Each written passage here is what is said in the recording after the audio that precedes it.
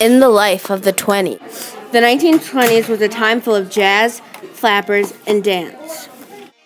Coco Chanel was one fashion icon that led women in the 1920s. Coco Chanel first created her famous Chanel No. 5 scent in 1925, and it has been a lasting trademark since.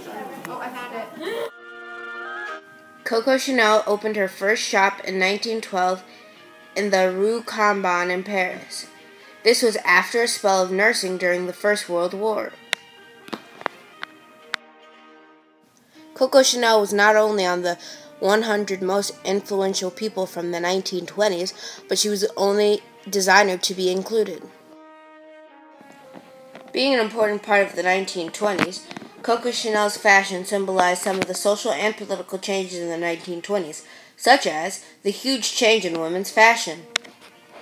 In the 1920s, Coco Chanel began liberating women from the bondage of the corset and encouraged the casual but elegant range of clothes. After the war, women began to get more opportunities. Coco Chanel's fashion and inspiring change created an opportunity for the women to see how things could change as doors started to open for them. Women started to become nurses and do more jobs than men did.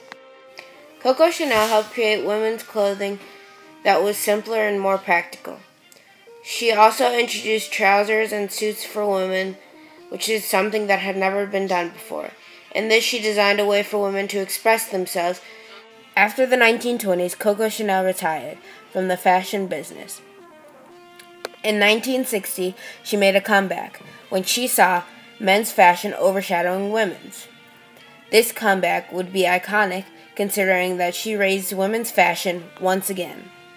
Coco Chanel was a person that was very into changing the past. She wanted to change the way that women dressed and make it more casual but still stylish. She was living in the present, but she also knew when her work and her time was done. Coco Chanel was a person who was well known by women in the 1920s and is well known by women now.